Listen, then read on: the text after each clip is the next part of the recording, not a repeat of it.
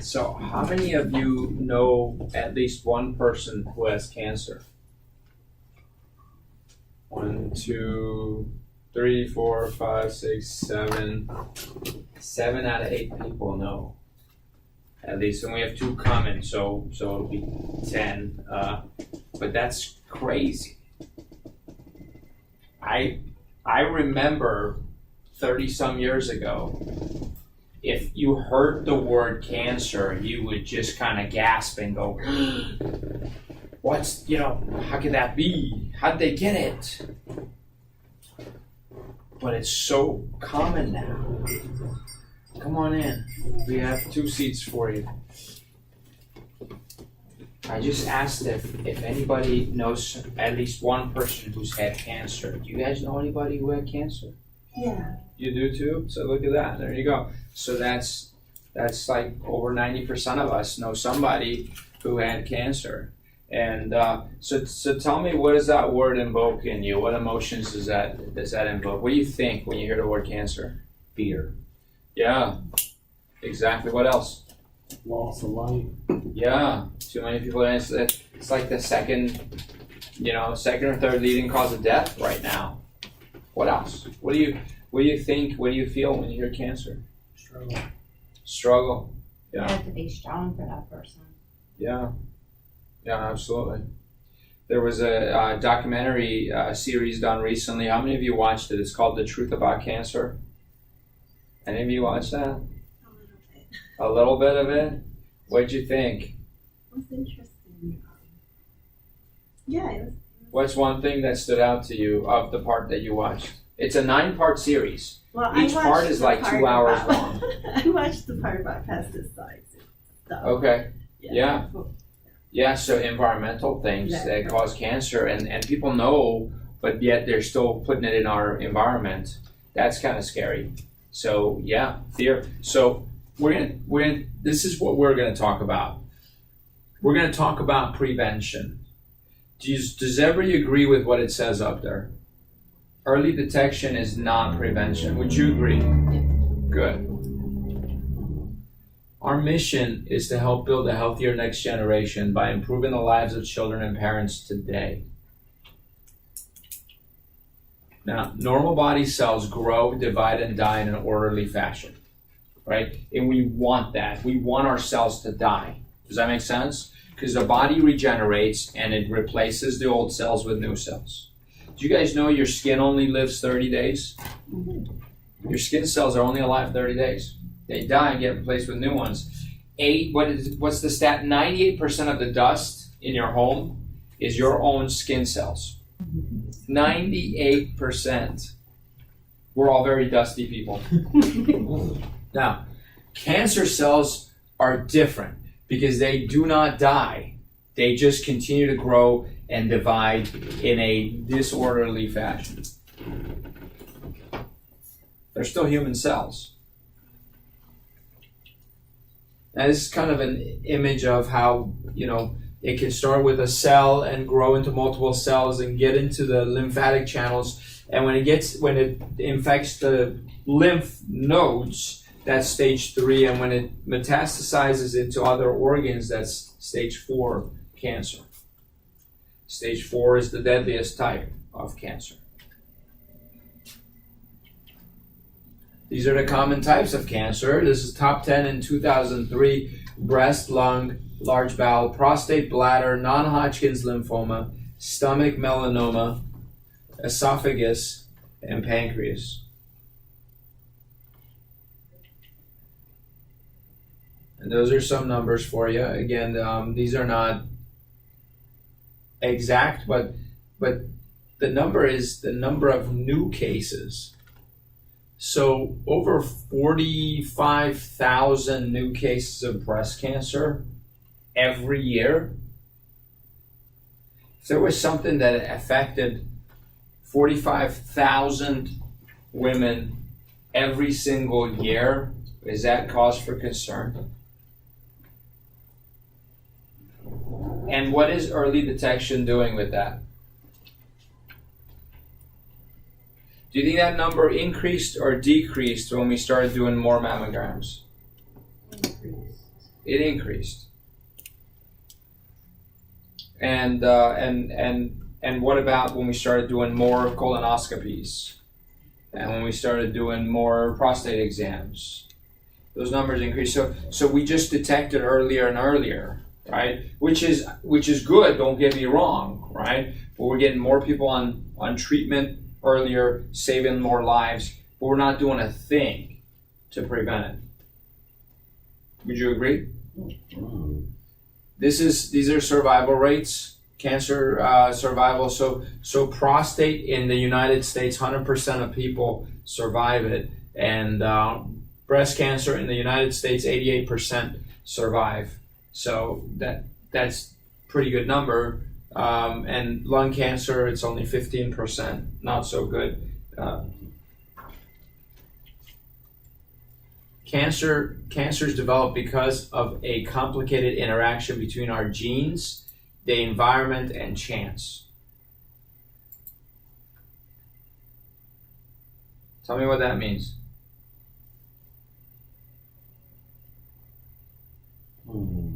Means that percent our genes, we have a chance of having cancer cells. 100%. But it also means if it's in your genes, you have a chance of not getting cancer.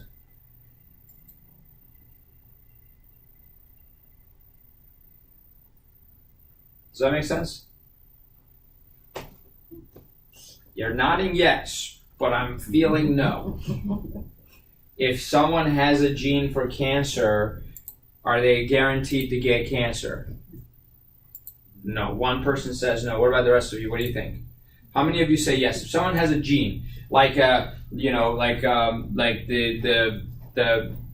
breast cancer gene. Yeah, breast cancer gene, and not just like chance of it. Like they go, you've got like the biggest possibility of it genetically looking at your genes. How many of you think that person still has a chance of not getting cancer? A few of you.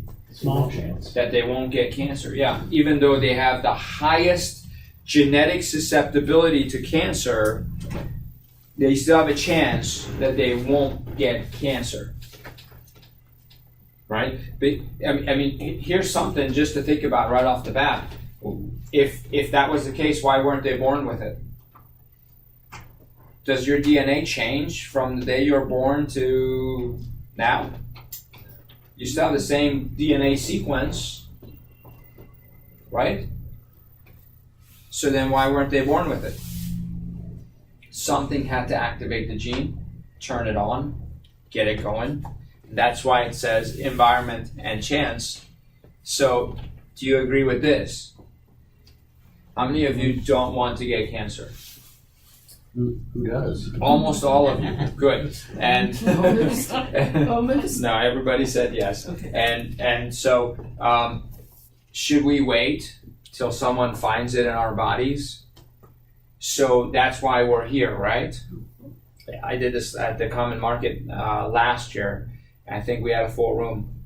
And unfortunately, a lot of the people who were there had cancer or had battled cancer in the past. We don't need to wait. We shouldn't wait. Now, at the end of our talk, I'm going to give you a secret. One secret about preventing cancer. So you have to wait to the end. This was at the Philippine Breast Cancer Network, and they said the same thing.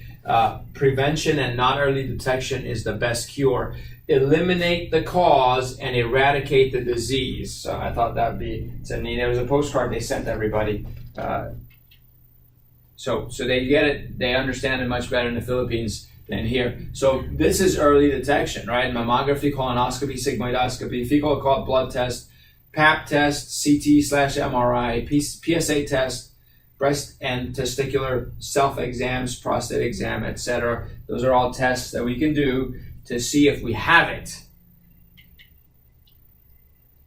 And why? Why do we get cancer? So basically, based on what we heard, based on what gets publicized through the media, it's this. It's genes, meaning bad luck, right? We were born with bad genes, right? Or it's lifestyle choices, which is drinking and smoking. You go, well, it's then your own fault because you drank and you smoked. But let me ask you, are there people who smoke over a pack a day, every day for over 10 years and never get cancer? Absolutely. Yep. Yeah. In fact, it's 50%. 50% of people who smoke that much do not get, now they get other diseases, and I'm not saying they're healthy, by all means they're not healthy, but they don't get cancer. And not everyone who maybe excessively drinks gets cancer. In fact, that's even more rare than smoking. Right? So then why is that? I mean, for something to be scientifically true, it has to be true across the board for everyone all the time. Right? Water makes you wet. Is that only true for certain ethnicities and certain genders and centers? We have to say genders now. And certain nationalities and ages. Certain ages, you have to be over this age. No. So for something to be scientifically true, it has to be true all the time for everyone in every case. Right? So if it is genetic, well, I'm going to come back to that question. In reality, so this is what we used to believe, is it's genetics, it's lifestyle choices, and it's pure bad luck. The truth is this: environmental stressors, a weak immune system, inflammation, and nervous system imbalance. Those are the four things that will lead to cancer. So why not genetics? Well, look at number 3 and number 4. Most people with genetic predisposition for cancer are not born with cancer. We talked about that. Family members also share the same environment, dietary habits, and lifestyles. So maybe it's not genes. Maybe it's the fact that families who multiple members get cancer are sharing the same habits and environments and lifestyles. They all live in the same toxic environment. And number 1, epigenetics. Dr. Bruce Lipton, his work with agouti mice, we can control our gene expression. He wrote a great book called The Biology of Belief. And he talked about how in the 1960s, he was cloning cells at Stanford Medical School. And they asked him to leave because they didn't like what he was saying. He basically said the nucleus, where you hold your genetic material, which is the DNA, does not run the cell. In fact, the brain of the cell is the cell membrane, because that's what's in contact with the environment. See, the CPU of a computer doesn't determine what the computer runs. The keyboard does. The mouse does. You follow me? You have to input something and you activate a program on the CPU, on the hard drive, and the CPU makes it run and all that. But unless the input comes in from the keyboard, it doesn't happen. It's the cell membrane. It's what interacts with the environment, determines what genes get activated, which ones don't. He talked about how the DNA actually has these protein chains around it that cover up certain genes and uncover certain genes and lead to certain other proteins being built. How incredible is that? Any questions about that? I looked at the National Cancer Institute website to see how cancer research is being done, because they study genetics, right? Cancer research is predominantly focused on genes. What about our genetics causes us to get cancer, so much cancer, and so on? Well, here's something. This is part of Dr. Lipton's work, and he said that a lot of mammals have this gene called the agouti gene, and their DNA, depending on what their mother ate while pregnant, their DNA had what's called methylation or not methylated, and the not methylated genes, the DNAs, led to sick mice, and so.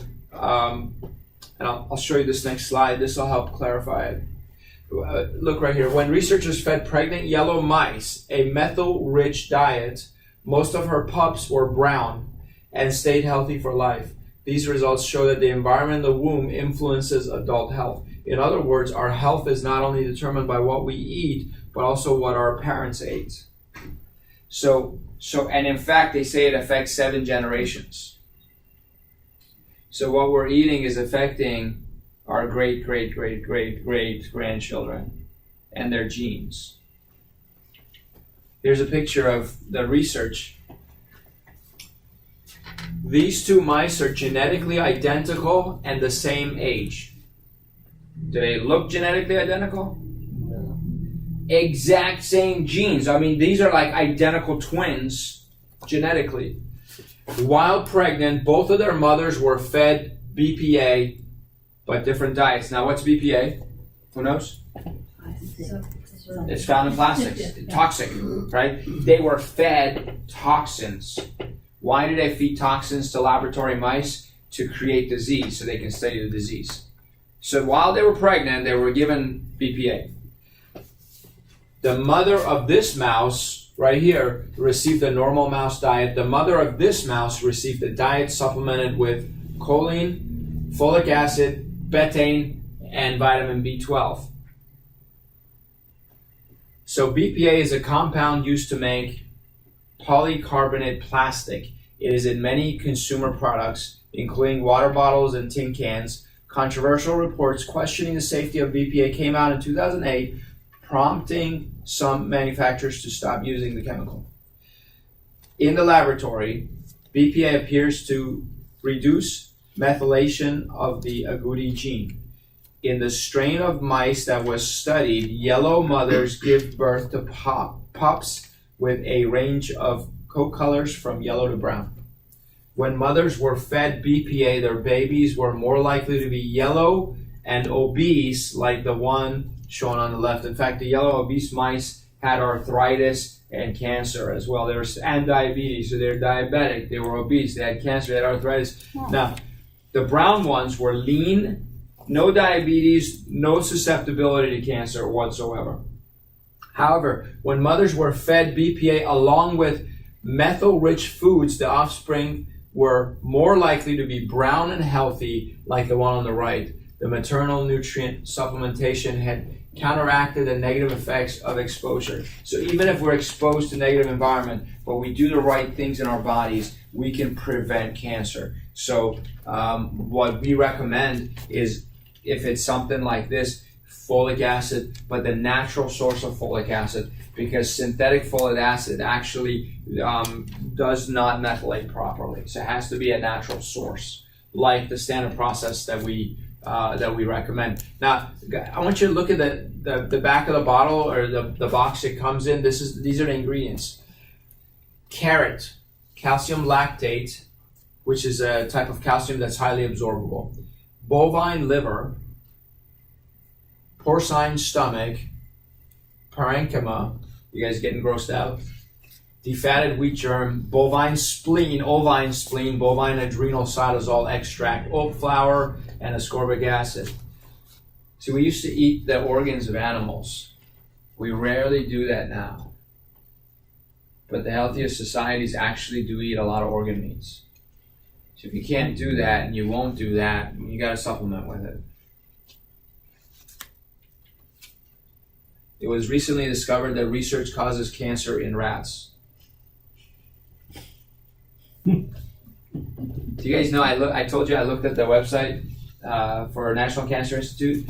Here's what they do. They inbreed the mice to control their genetic makeup so that they're all genetically identical. So inbreeding alone, could that cause problems? Okay. Next, they radiate them. A lot of them, a lot of radiation.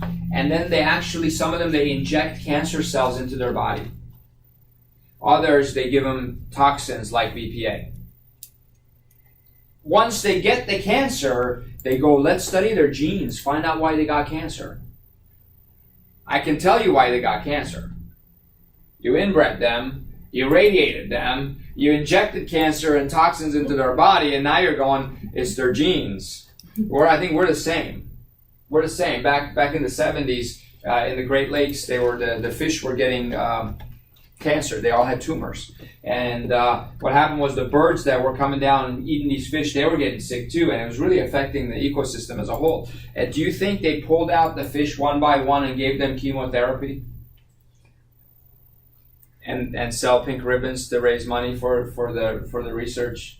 What they did was they cleaned the environment. They said there's something toxic in the environment. Historically, no biologist has ever blamed genes on any species being sick. Ever. Because genes don't go bad. We don't have worse genes than our parents did or great-great-grandparents did. That's less than 100 years ago. How could genes go bad in 100 years? It couldn't. It can't. It doesn't. It's our environment that's affecting us. So what they did was they cleaned up the Great Lakes, and the fish got healthy. We're not doing anything to prevent cancer. Even cancer research isn't done properly. Now, they're not all like that, but if you want a more detailed look at, more detailed explanation of genetics and epigenetics, it's all in chapter 2 of my book. So back to this.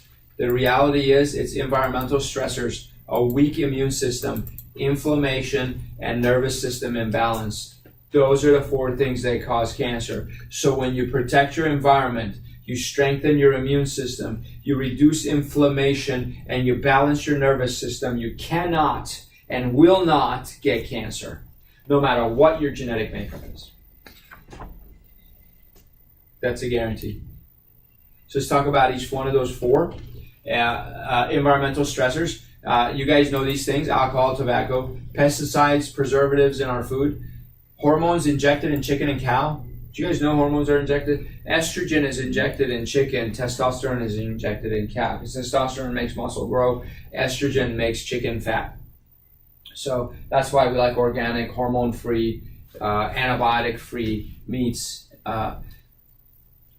Chemicals used to make processed food microwavable. There's something. So throw these chemicals into our food and then say it's microwavable now. That stuff can cause cancer. Not only that, just microwaving food can cause cancer. The microwaves heat up the bonds, the hydrogen bonds in food, make the bonds vibrate. It actually changes the chemical makeup of the food. I rarely microwave my food. They all laugh at me here at the office because I eat my food cold. I bring my food, I keep it in the fridge, and I eat it cold. They go, why do you do that? How do you do that? I go, well, I want to eat what I brought. I don't want to eat a mutated version of what I brought. So I do my best not to microwave food. Not that if you invite me over for dinner and microwave something, I'll eat it. Because I know that one thing doesn't cause cancer. In fact, if I can share just one thing that's the most important thing with you, it's not ever one thing.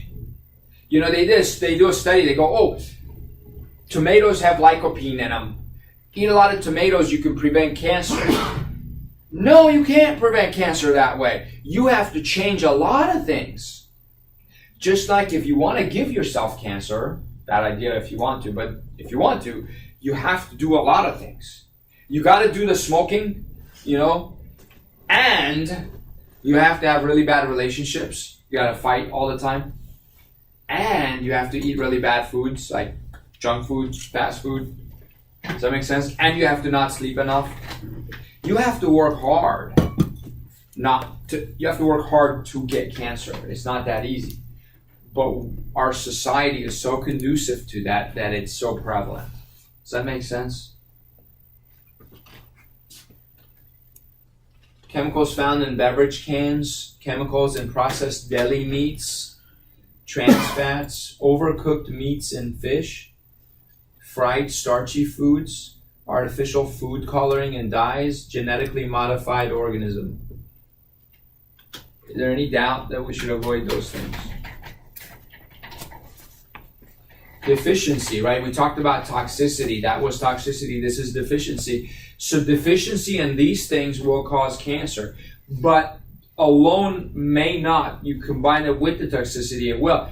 Would you agree that there are a lot of people in our community right now who are exposed to every single one of these things every single day for years and years.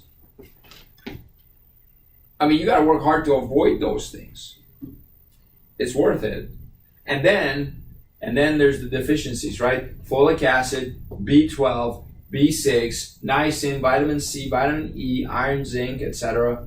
DNA damage from micronutrient deficiencies is likely to be a major cause of cancer. That was on PubMed in 2001. Caution. Research shows that synthetic antioxidants actually promote or cause cancer. This was in Scientific American. Antioxidants may make cancer worse. This is 2015. Is anybody shocked by that?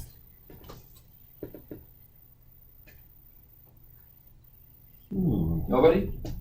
How many of you have heard take antioxidants because it helps clean out the body from free radicals? Well, you want natural antioxidants, not synthetic. And natural antioxidants, see, there's types of vitamins called fractionated vitamins, and there's types of vitamins that are called synthetic. Synthetic, we know we don't want to do.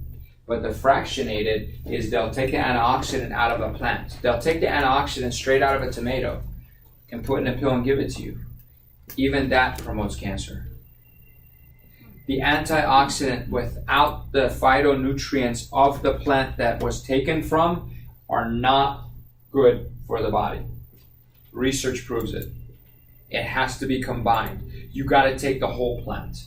That's why when you take multivitamins, it needs to say whole food, right? Just like ascorbic acid. People think ascorbic acid is vitamin C. It's not vitamin C. It's the shell of vitamin C. It'd be like eating the shell of an egg, pretending you just ate an egg. Ascorbic acid is just the acidic part of vitamin C. Vitamin C is a much bigger molecule. So antioxidants by themselves are not good for you. Research shows they stop apoptosis, which is cell death. See, every cell needs to die. Every cell commits suicide. That's called apoptosis. Antioxidants stop cell death. Well, cells that don't die turn into cancer. They keep growing. They keep multiplying. Antioxidants do that. We don't want to be taking antioxidants by themselves. So the immune system. Cancer research shows that some cells of the immune system, before I go on, any questions about environment, toxicity and deficiency? Any questions? But we still need the antioxidants, right? Yeah, but you got to get it in food. Or whole food vitamins, whole food multivitamins. Everything I showed you up here is whole food. Everything we carry in our office is whole food. Right? It's not just the antioxidant part, it's the whole thing. So avoid what?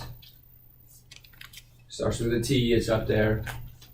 Avoid toxicity, thank you. Very good. And avoid deficiency, very good. Very good. Or prevent deficiency. That's number one. So that's how you combat the number one, the first one. We said there's 4 causes of cancer, 4 true causes of cancer. This is how we combat one, is flee from toxicity and prevent deficiency. All right, now, the second one we said was a poor immune system. So take a look. Cancer research shows that some cells of the immune system can recognize cancer cells as abnormal and kill them. Is that a good thing? I want that. So you just got to strengthen your immune system. A strong immune system will prevent cancer development. That's the National Cancer Institute. Focus on improving your immune system.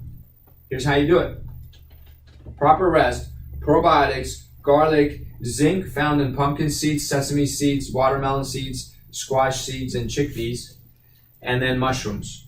Shiitake, maitake, and reishi. Is that how you say it? Mushrooms. Edible mushrooms, not the poisonous ones, because they kill you. Now, why do I have rest at the top? Because your body rebuilds. Yes. So the immune system is very closely interrelated with the adrenals. Adrenal glands, what do adrenal glands do? Control it. Well, adrenal glands are the ones on top of your kidneys, right? So what they secrete? Hormones. Yes. Mainly adrenaline, right? Cortisol, epinephrine, norepinephrine. So they teach you how to manage stress. So every time you stand up from a seated position, or every time you get up when you've been lying down, you stand up, you release a little bit of adrenaline. Did you know that? Which is what sustains your blood pressure from going from lying down to standing. A lot of times people get lightheaded. When they get up too quickly, they get lightheaded. It's because their adrenal glands are fatigued and they're not producing enough adrenaline. So their blood pressure drops, they get lightheaded, they feel like they're going to faint. They have to get up very slowly. Adrenals get depleted when we don't rest. Would you agree? How many of you have noticed you pull an all-nighter to study for a test or to finish a project for work, or you do 2 or 3 all-nighters in a row, and then your project's done, your test is done, now you have a sinus infection.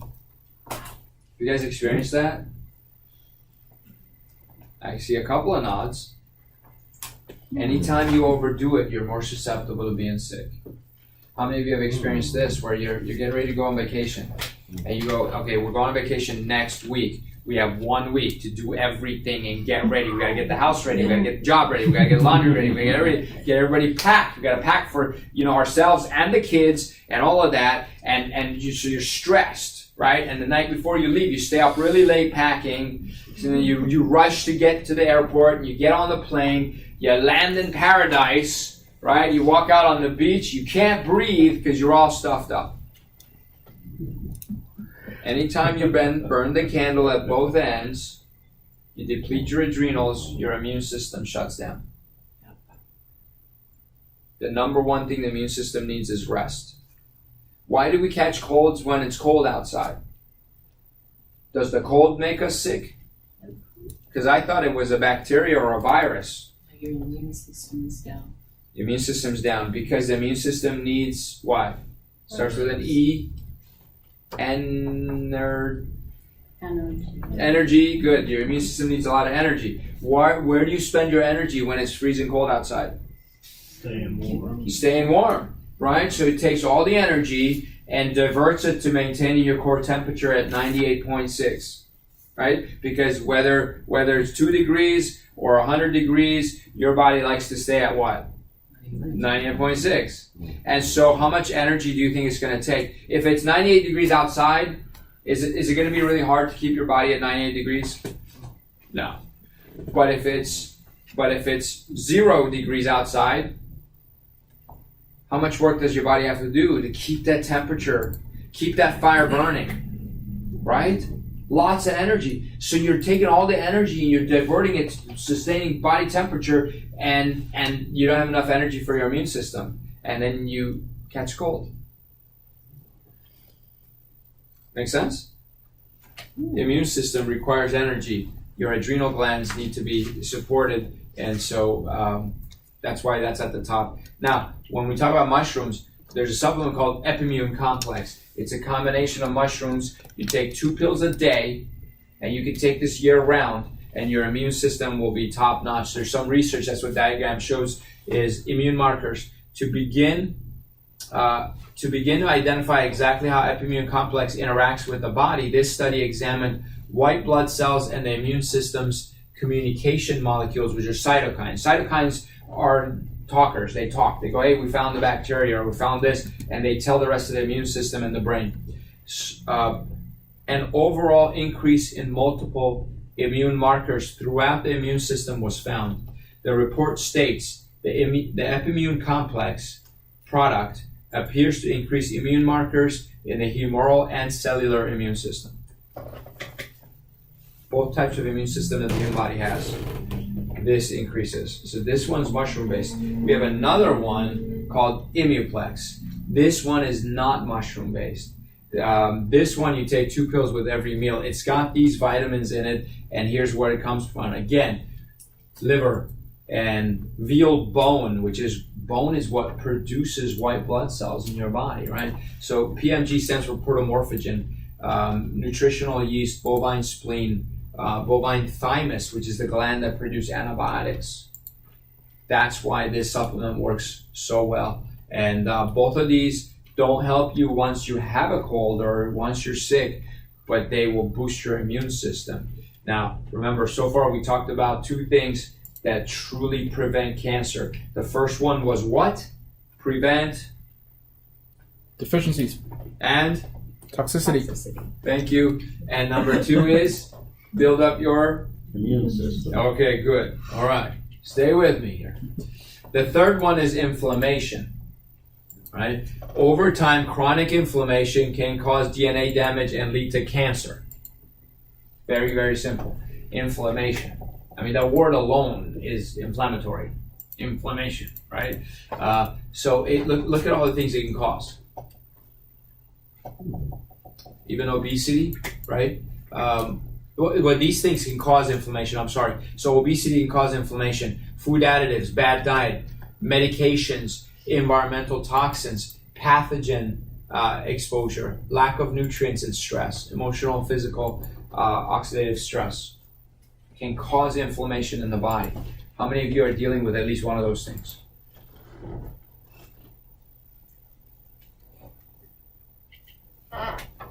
So now this is what chronic inflammation can cause, which is all stages of cancer, which is initiation, progression, and metastasis. Chronic inflammation can cause neurologic diseases, diabetic complications, pulmonary diseases, bone and joint diseases, metabolic disorders, autoimmune disorders, cardiovascular diseases. How important is it to make sure that the body is not in chronic inflammation? Very much. Thank you. So these are top 10 foods that are anti-inflammatory. They're not exactly the top 10 foods. There are probably more foods, but you know what? Just make sure these are in your diet. And if you want a copy of the slide, we can print it for you. But these all these things have antioxidants in them, and they have the type of fat that the body needs to suppress inflammation, which is what? What type of fat is good for you? Is it omega-3 or omega-6? Omega-3. Omega-3, good, very good. So salmon has that. Now, olive oil is not omega-3 and it's not omega-6. What is it? It's omega-9. It's monounsaturated, so it's an omega-9. But extra virgin olive oil is anti-inflammatory. Is coconut oil Yes. And what type of fat is that? saturated? That one is saturated. It's the same as butter. Right? So organic grass-fed cow butter is very anti-inflammatory. Sorry, what? Medium chain. Yes. Yeah. So it can be solid and liquid. So the longer ones are more solid in room temperature, which is the butter. But yeah, coconut oil has a lot of benefits. A lot of benefits. Very important to take. So anybody need more time on this slide? I'm getting the printout. Sure. So here's something else. Quercetin is a bioflavonoid in these foods that has extreme anti-inflammatory properties. So something we want to look for. Now, these are the supplements I recommend. Is bromelain, boswellia are two of them. Bromelain is found in pineapples. It's found in core of pineapple. You must take it on an empty stomach 1 hour before a meal or 2 hours after a meal. The reason I say it is because bromelain is a digestive enzyme. So when you take it with food, it helps you digest your food, but it does not reduce inflammation. So we have and I'll show you that on the next slide. Boswellia is also known as Indian frankincense. Take as recommended on bottle. Consult with a physician first because it's an herb. However, I don't think there's anything negative about this. In fact, people who have cancer take this in mega doses, like 10 pills every hour, and frankincense actually kills cancer cells. Oh. So boswellia is an herb that's anti-inflammatory. We give it to people who have knee pain, and knee pain goes away. You know, it reduces inflammation in the entire body. No side effects. By the way, I don't have a slide on this, but you may want to write this down. Cherry juice, pure organic cherry juice is anti-inflammatory. University of Michigan Medical School in the year 2000 did a research study. They said an ounce of cherry juice is equivalent to 20 ibuprofens when it comes to inflammation. Was that like tart cherry juice? I think so. But it could be black cherry. I'm not sure. We gotta look that up. Do a little bit of a Google search on it and read up on it. But you can get a big glass jar of it and drink an ounce once a day. Drops inflammation. Amazing. I've seen great results with our patients. I should have put it in as a slide. I didn't think about it. Turmeric is another one. So we have these supplements. Multizyme is actually a combination of digestive enzymes. Bromelain is just one of them. As a whole, they're called proteolytic enzymes. What you do, you take it with food, it just helps you digest your food. You take it on an empty stomach, it's very strong anti-inflammatory. Works great at reducing inflammation, preventing scar tissue, things like that. So you would take it either an hour before a meal or 2 hours after you eat. The boswellia complex has the boswellia, which is the Indian frankincense, it's the herb, but it also has turmeric and two other herbs that are anti-inflammatory. Very, very, very effective in reducing inflammation in the body. I take 2 a day, just year round, all the time, every day. And then fish oil, we talked about this, it's an omega-3, right? Fish oil is a great anti-inflammatory, take 1 to 2 teaspoons per day. This is the pathway, so all you need to know is, have you guys heard of COX inhibitors? Those are pain medications, right? So anyways, omega-6s lead to production of the COX, which leads to prostaglandin 1, which is which are anti-inflammatory. But for the most part, it leads to prostaglandin 2 and this other thing called LTB4, which are eicosanoids that are omega-6 divides. They are pro-inflammatory. But when you take fish oil, you produce prostaglandin 3 and the LTB5, which is anti-inflammatory. They say this is much more effective than a lot of over-the-counter anti-inflammatories, even some prescription anti-inflammatories, just taking fish oil on a regular basis.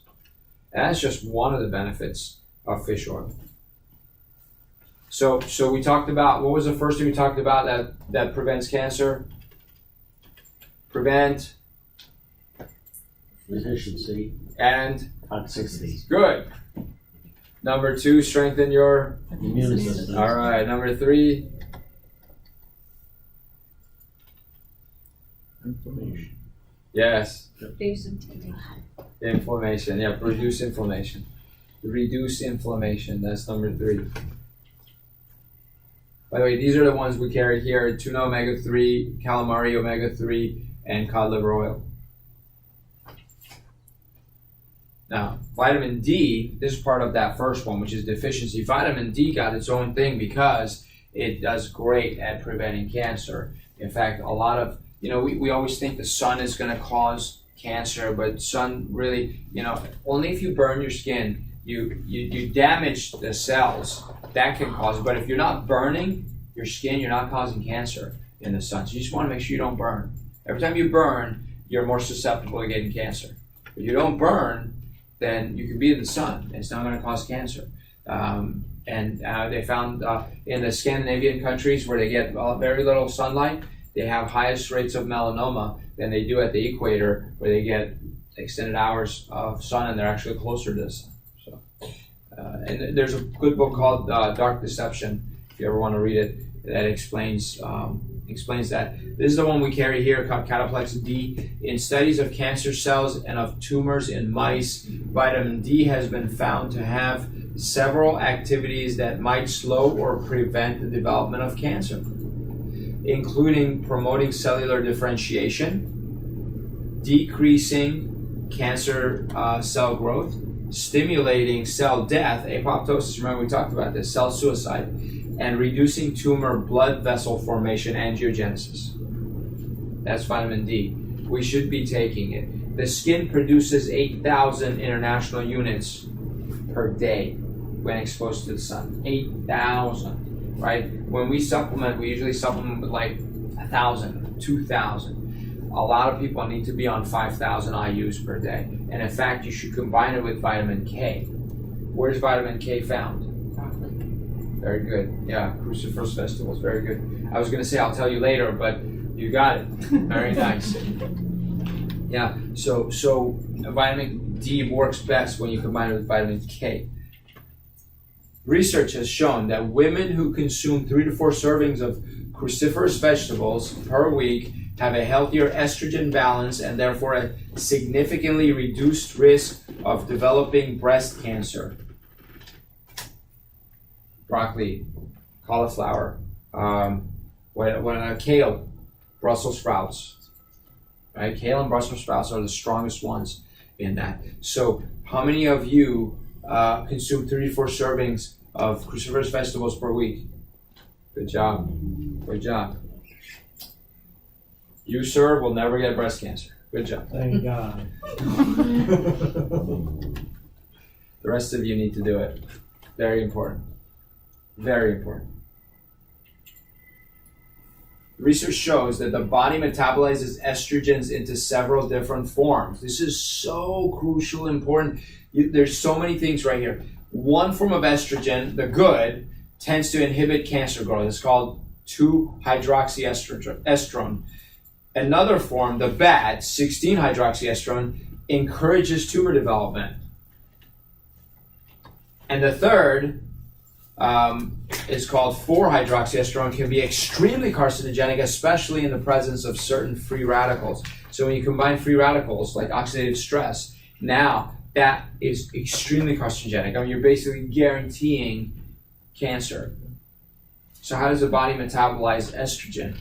Fortunately, there are easy and inexpensive ways to measure these different estrogens your body is producing that indicate a future risk of developing breast or other types of estrogen cancers. So you want to do a test that prevents cancer instead of the mammogram. This prevents cancer. Right? Mammogram is radiation. So I'm not telling you not to get mammograms. There are other tests in place of it, but that's a talk for another day. Thermal scans. Thermography is best. I'll tell you that, but that's not what we're going to discuss here. But testing your estrogen imbalance, that's a good test, because then you can balance it. Or you can just pretend you need to balance it and just eat a lot of cruciferous vegetables. Studies have shown that women with low 2 to 6 estrogen ratios have a much higher rate of breast cancer. Look at this, over 300% more likely to get breast cancer when their estrogen balance isn't there. 300% more likely. The Estronex test is a measurement of 2 important forms of estrogen, the ones we talked about. Studies have shown that women with low Estronex ratios have much higher rates of breast cancer. The test is offered by Genova Diagnostics. So you ask your doctor to order the Estronex test by Genova Diagnostics. These are the Brassica, which is a genus of plants in the mustard family. The members of the genus are informally known as cruciferous vegetables, cabbages, or mustard plants. There you go. All of those things. Eat them. And if you want it in a pill, that's where you go. Cruciferous Complete. Look at the ingredients. Kale, Brussels sprouts, that's it. I make my wife take this because this alone reduces the chance of breast cancer dramatically, enormously, and the research is all right there. In fact, this is the product they used during the research where they said it reduces chance of cancer. And take this with vitamin D, you'll reduce chances even more. There are over 90 chemical compounds typically found in kale and Brussels sprouts, many of which have known anti-carcinogenic properties. Most nutritional supplements only contain chemical compounds like whatever, which are only tiny fractions of the whole vegetable. The cruciferous complete bystander process has the whole thing. In fact, the way they harvest it is they make sure they don't overheat it because it denatures some of the supplements, some of the nutrients. So they're very, very careful in how they package it into a pill that it maintains 100% of effectiveness. Warning. Okay, let's go back. Wait, I'm going to give you a warning. Before I give you the warning, what is the most dangerous deficiency in the human body? If you're deficient in this, you better fix this first before you do anything else. Most dangerous deficiency in the body. If you're low on this, doctors, you know? Oxygen? Okay, fine. The next one. All right, fine. Oxygen, water. Okay, now besides the essentials, you won't die if you're deficient on this, but you're more susceptible to all kinds of other deficiencies. Iron? No. Thank you for guessing, though. C? No. Vitamin C? No. This is something your body produces. But if it doesn't produce enough, you're not going to absorb your food properly. Insulin? No. You're on the right track. Starts with H. You're never going to get it. This is fun. Hormones, huh? No. No, Good guess. I guess. Did I tell you? Yeah. Hydrochloric acid.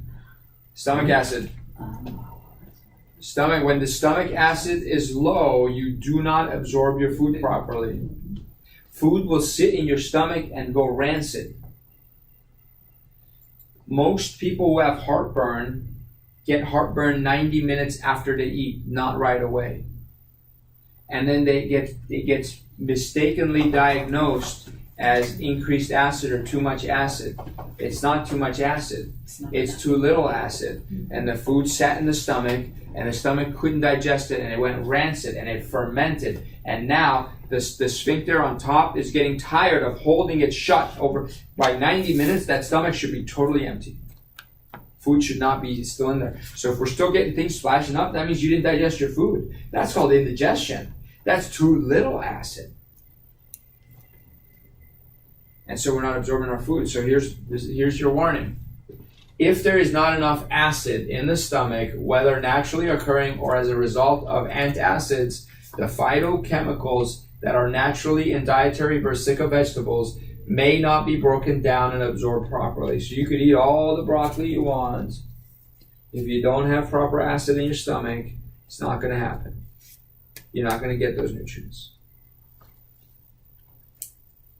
So you could easily acidify your body by drinking organic apple cider vinegar with your food. And then we have supplements that actually it's hydrochloric acid from, I believe it's from betaine, that increases acid in the stomach. It's called Zypan. You have to take it with your food. If you take it on an empty stomach, then you can cause an ulcer because it's a lot of acid in your stomach. But you take it with food, and what you do is you take 2 pills with your meals for 30 days, and it allows the stomach to rest. And then when you stop, your stomach is repaired and rested. Now it's going to produce its own acid. So those are your 2 options on this. This is why you should avoid prolonged use of oral contraceptives, antacids, and antidepressants. All of them reduce the hydrochloric acid in your stomach. And they make you susceptible to cancer, which is what we're talking about. Right? So you guys remember the everything we talked about so far? Prevent, deficiency, and toxicity. Good. Strengthen your Immune system. good. Reduce inflammation. Very good. Very good. Yeah. All right. So what was the last one? Don't worry. You don't have to remember. I'll tell you.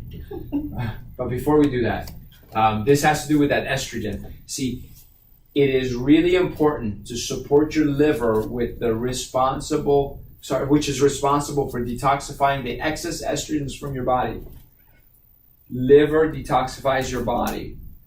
So you want to avoid the toxicity. Your liver has to be very strong.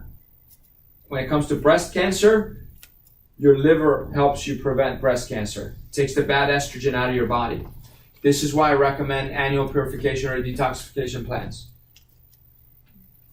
All right, and Standard Process has a 21-day detoxification plan. You can let us know. We'll get you set up on it. It's 21 days. You take a bunch of supplements, like 21 pills per meal, but it really cleanses your body, cleanses the colon and the liver, and gets you a jump start on making sure that's working right. Exercise helps shrink tumors and combats cancer in many ways. Literally, they've done all these studies where they had someone exercise, and they took their blood and put it next to, like in a lab, they put it next to prostate cancer cells, and the cells died. But like blood before exercise didn't do it. There's so much research. Exercise is enormous. How many of you break a sweat on a regular basis? Put your hand up. How many of you sweat? Yeah. I sweated vacuuming. Hot weather.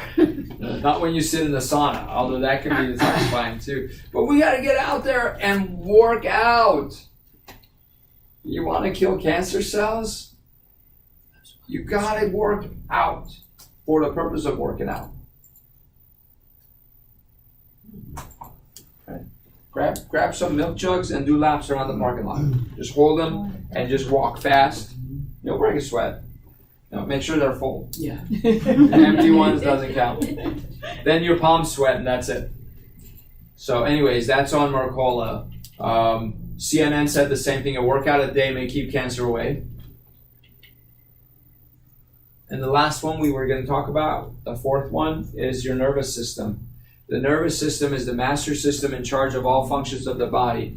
Every cell, every tissue, every organ in your body receives an impulse from the brain through the nerves of your body. As long as those nerves are free from interference, your body should function the way it was designed to, which is healthy. If something interferes with one of those nerves, your body can't do what it was designed to do. It'll do its own thing. It'll fall apart, it'll get sick, it'll get depressed, it'll get inflamed, the immune system won't work properly, we do and will get sick. The number one system that controls everything in your body is the brain and network of nerves. That's it. It's the electrical system of the body. It's the information highway. Can't stop the information. When we do, we get sick, things won't work properly. So you've got the sympathetic nervous system, which is arousal, which is fight or flight. You've got the parasympathetic nervous system, which commonly is called rest and digest. I like to call it rest and repair, because repair only takes place in the parasympathetic, when you're resting. Right? Repair is anti-cancer. And so many people have subluxations, which is spinal problems, spinal dysfunction that affects the nervous system. If you read chapter 4 of my book, you see the research on it. It says subluxations in the spine increase sympathetic activity in the body. And the minute the body is in fight or flight, your immune system and your digestive system slow down. Instantly. Think about it. If you're being chased by a pack of hungry wolves, are you going to be calm or aroused? Right? You're going to be ready to fight or flee. Would you agree? Good. So now at that moment, are you going to want to stop and take a nap? You won't be able to, right? Pack of hungry wolves coming at you. At that moment, see, so many people say, I was so tired I couldn't sleep. Anybody here ever hear that? I was so tired I couldn't sleep. I could shut down my mind. That's not because you were tired. That's because you're stuck in sympathetic. Does that make sense? Otherwise, the fact that someone was so tired they couldn't sleep is like saying it rained so hard I didn't get wet. Does that make any sense?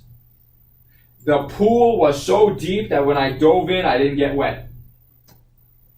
Does that make any sense? When you're tired, you're supposed to pass out. You're supposed to fall asleep. If you can't sleep, it's because you're being chased by the proverbial pack of hungry wolves. right? And you can't shut down the mind because you're stuck in fight or flight. We've got to bring you out. So a lot of you, when we do your progress reports, we give you the breathing exercises because exhaling puts you into parasympathetic. You should do the exercises we give you. Very important. Very important. Everything we give you is for a purpose and a reason. We give you the bare minimum. So do everything we tell you to do. Yes? All right. Or suffer the consequences. That's what the nervous system looks like. You see, everything in your body is controlled by the brain. There needs to be balance between sympathetic and parasympathetic. That's what your brain is doing. It's talking to your organs as a conductor does with the musicians. Every musician is your body parts. They need to work together to do what needs to be done for your body to function and work and be healthy and strong. Otherwise, we age, we fall apart, we wear out. This is how we measure your nervous system. We do the thermal scan, which measures the nerves that control organs, glands, and blood vessels. We do the electromyogram, which measures movement and muscles, right? The tone, tension of the muscles, how your brain is controlling that, and where your energy is going at rest. See, when we see all these red bars on the electromyogram, that's called dysphonesis, abnormal distribution of muscle energy. You're resting and your body's in a tug of war because one side's pulling harder than the other. That needs to be balanced. That is going to cause adrenal fatigue, which will lead to illness. Make sense? Which will suppress your immune system, which will lead to inflammation. And then we check your heart rate variability, which tells you exactly whether you're stuck in sympathetic or parasympathetic and whether your overall autonomic tone is normal or low. Low autonomic tone means you can't handle any stress. A little bit of stress is going to make you sick. So we got to raise that. We tell you how to raise that. So I asked you guys if you've heard of the truth about cancer. This is something they put out about chiropractic, because when you remove nerve interference, you balance the body, you balance the body's nervous system. Chiropractic care relieves pain, prevents illness and injuries, alleviates systemic problems without the use of medication or medical interventions, and that's only the beginning. It improves your sleep, sports performance, immune system, stress, happiness, well-being, strength, life, mobility, and it decreases illness, aches, prescription drug use, bad posture, depression, anxiety, pain, injuries, and allergies. And this is by people who are directly talking about cancer. So what were the 4 things again? You got this down now. Number 1, prevent toxicity and deficiency. Number 2, strengthen your immune system. Number 3, reduce inflammation. Number 4, balance your nervous system. Very nice. Very nice. The balance is the key. Central nervous system, sympathetic, fight or flight response, protection and survival, stress response. Adrenal glands are activated. That's what leads to adrenal fatigue, which kills your immune system and digestion. Parasympathetic, rest, digest, relax, growth and development. Dr. Bruce Lipton said you can't be in growth and protection at the same time. You're in one or the other. Just like you can't press the brake pedal and the gas pedal in your car at the same time and expect to go anywhere. The car will jerk and shake, but it's not going anywhere.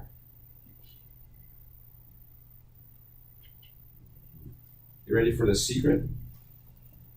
Absolutely. Some of you already know the secret. How many of you think you know the secret? What's the secret? Did you tell us already? No. Yeah, you did. Indirectly. What's the secret to cancer prevention? Being balanced, getting chiropractic care, avoiding. Yeah, avoiding- the 4 things, Yeah. Right. So the secret is this. Those 4 things are called the wellness lifestyle. And don't forget exercise, that's part of it, right? It's the wellness lifestyle. If you live well, you're not just going to prevent cancer. This is the secret. You're going to prevent migraine headaches. You're going to prevent stomach disease. You're going to prevent bowel disease. You're going to prevent liver disease. You're going to prevent heart disease. Everything we talked about is not just for cancer. I did a talk on migraines, 2-hour lecture on migraines. Guess what I talked about? Similar stuff. And last month we talked about cholesterol and the mystery of heart disease. Yeah, how many of you were there for that? Yeah. And that one was here or Common Market? Common Market. Okay, yeah. So yeah, and wasn't it similar? Didn't we talk about similar things? Reducing inflammation and strengthening your immune system and eating the right foods and exercising and thinking right. And so now you know how to prevent cancer. Next month, what are we going to talk about next month? You guys know? What happens in June? What's the day? We had Mother's Day in May, right? So that's why we talked about breast cancer mainly. Father's Day. And what are fathers most concerned about? Any ideas? Prostate. Close. More than being afraid of prostate cancer, because remember, there's a 100% survival rate with prostate cancer in the United States. They're worried about low testosterone. Testosterone depletes as men get older. It shouldn't.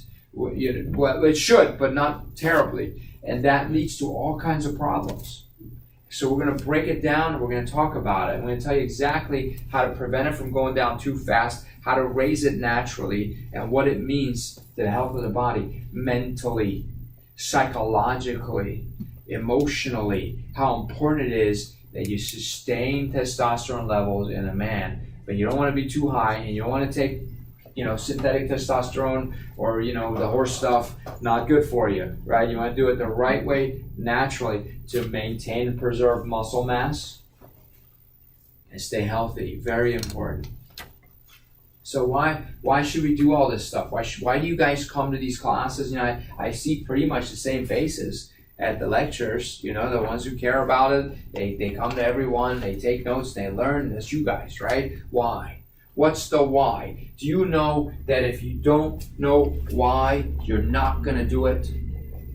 Live a longer, healthier life. And what's so good about that? Thank you for participating. What's so good about living a longer, healthier life? What's so good about that? Seeing kids, grandkids, great-grandkids. And what's so good about that? Being a part of it. What's so good about that? Help them out. What's so good about that? Happiness. Ultimately, yeah, happiness. You're a lot happier when you're healthy. Right? What else? What else can you do when you're healthy? Live longer. Yeah. What are you going to do with that life? Because, with medical technology, we're keeping people alive on machines. You're able to be productive. Are we? Yeah, be productive. Because you can either prolong death or prolong life, right? Most of what happens in these end-of-life things is prolonging death instead of prolonging life. There's a friend of mine said his father-in-law is a medical doctor, and they put him in hospice, and they basically saying goodbye to him, and he said, "All right, I'm done with all the treatment. Take me off all the medication." They took him off all medication, all the drugs, all the treatments, and he started to get better. He got his energy back. He started to be able to get out of bed and walk, and he started to be able to think clearly. He's not in this fog anymore. All these drugs are out of his system. Little by little, he's doing better. So guess what he said? He said, maybe I should restart my treatments because I guess I'm not going to die. So he put himself back on all the drugs and all the treatments. He goes, I wasn't going to die, I guess. I should continue treatment. The wellness lifestyle is true prevention. And why we do it is some of the things you mentioned. This is my why. These guys depend on me. They need me, and they're my why. They're my reason. They're why I do what I do. That's why I want to work hard and produce. And guess what? The reason I stand here and talk to you is for the same exact reason. Because I could be home right now with them. But guess what? Unless the community gets healthy, the individual cannot be healthy. You take a perfectly healthy USDA highly organic specimen like these three, right? You throw them into a toxic environment, what's going to happen to them? What's going to happen to them? So slowly They love all the toxic. rest of us. Yeah. See, we need to be healthy. It's the most important thing. It's the greatest wealth. So we're gonna do this. We're gonna go around. You tell me what you heard and what you're gonna do. Who wants to go first? What'd you hear? And what are you gonna do? I'll call on you. Miss Rita, You're go gonna ahead. call on me. Yes. I heard every word you said. Okay, so what specifically did you like when you go home and they say, what did he say? You're not going to say, I have no clue, but it was good. I probably work on my nutrition better. Okay, very good. Very good. Are you committed? I always am, but sometimes it's just hard. Yeah, Today was rough. yeah. If it was easy, you shouldn't do it. You wouldn't do it. I mean, when the path is difficult, the victory is much more Let's sweet. see, I ate a Right. donut and espresso, and I ate instant oatmeal. Wow. Then I ate pizza. So what are you going to do tonight? I don't know, because the breakfast is the hard thing, because I work at the Dunkin' Donuts. to bring stuff to eat. We need to Figure edit what out to eat. the you know. But the- they have no the brand. microwave and They- no fryer. So. Oh, there you go. So if you have to have a donut, go there. Well, I don't usually eat a donut. I try not to eat donuts. All right. So don't do it tomorrow. All right. So, You have, yeah, it's you like have, once every 2 weeks. I you eat have a beautiful donut. children. I know some of them. Yeah. Right. Today was the donut. Okay. I said keep my brain away. Stephanie, what'd you hear? What do you do? Quit smoking. Oh, now it's on video. All right. Good job. Good job. Good job. Very cool. Good. I probably got every toxin in the book on the list. So what's something you're gonna do? Well, if I knock one off slowly but surely, then it'll improve. Good. Good. Small changes in multiple areas makes the biggest difference. Follow me? Thoughts, trauma, toxins, right? Or mental, physical, chemical, right? You improve one little thing mentally, like I'm going to stop talking to myself negatively, or I'm going to set some goals. Physically, you say, I'm just going to exercise for 3 minutes every morning. 3 minutes. You want to know one good exercise? Just stand in place and pump your arms like you're running for 3 minutes. You'll sweat and you'll be tired. Easy, right? Number 3, chemically, I'm going to eat 1 serving of broccoli per day, or take one of these supplements, right? One little change in each of the dimensions makes bigger impact.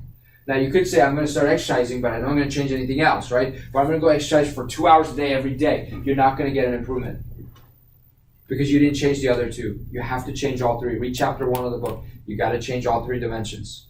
Terry.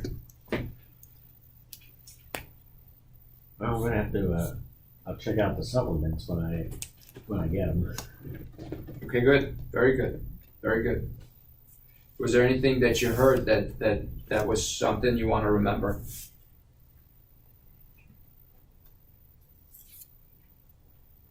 Well, good, well, you get a little bit more sleep. Good. There you go. Yeah. Yeah, it's hard when you work late. Let's see. I'm working on getting more sleep, eating better. I just got your supplement for knees. That's right. You know, and I'm waiting for the other. Good. So the best thing for you would be good fats. Mhm. You increase the good fats in your diet. My knees are feeling better. I think what happened last night, I ate, or yesterday rather, I ate some broccoli cheddar soup over at Panera. It's a great place. I love it. Everything is all natural. All right. And that and grilled cheese sandwich won't be old today. My knees feeling better. Okay. Nancy. Another good reason to get some apple cider vinegar every day. Yeah, there you go. Fantastic. Yeah. Either with your meal or at the end of the day before bed. 2 tablespoons. 2 tablespoons. 2 tablespoons at the end of the day is plenty. Miss Sylvia. Well, reinforce a lot of stuff that I already do, Good. except I do need to do exercise on my own. I did walk yesterday 3 rounds at the park, but Nice. and I vacuumed today. Good. Very good. Now you gotta use both hands for it to count as exercise. So if you But I only was use the right sweaty. hand to vacuum, that's only half exercise. It was sweaty. Yeah, I know, but you gotta use the other hand. You gotta switch. 10 reps on this side, 10 reps on this side, 30-second rest, 10 reps on this side. Make sense? What's your name? And tell us what you heard. Thanks, Doc. That sleep is really important. Sleep. Yeah, very good. Very good. Very smart. Cool. Lee? I need to work on my immune system and exercise. Yeah. Exercise. Very good. Very good. Professor. The exercise piece, but the thing about the food is I really like kale, Yeah. apple cider vinegar, but I don't eat it that frequently. There you go. Gotta start eating that more. Eat it more. I enjoy it. Yeah. Enjoy it. Very good. Very good. I give you one last final tip and we're done.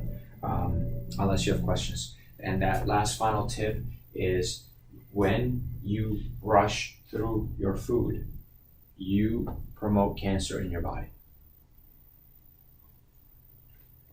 When you eat while you're driving, you're promoting cancer in your body because your body is in fight or flight.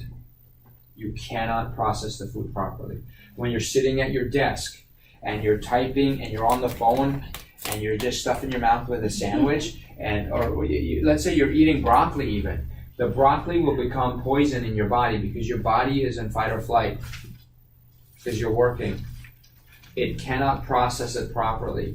It's like eating while you're being chased by the pack of hungry wolves. How many of you did competitive sports in high school or elementary school? Right. Do you guys remember that like before a race or before the big game, somebody would always go throw up? Because you're in fight or flight and the digestive system would stop.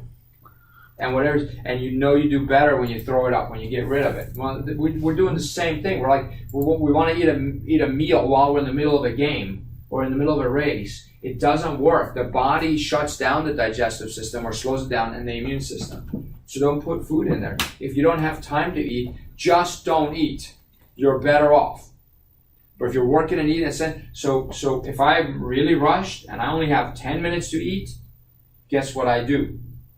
I stop everything, I sit down, and I pray over my food, I give thanks, and I eat slowly. And if I only have 10 minutes, guess what? I'm not going to eat all my food. I eat what I can eat in the amount of time that I have. Instead of going, I only have 10 minutes, I eat really fast. How many of you do that? You eat really fast because you don't have a lot of time. Like, I got to get the food in me. No, it's not worth it. It's making you more sick. Just don't eat. Or eat less. You don't have time? Just eat less. But don't rush. You take 10 minutes, 15 minutes, and you just calm yourself, you relax, you sit, and you eat, and you'll prevent cancer. Right? It's the lifestyle. It's a lifestyle that prevents cancer. It's not one thing. It's everything.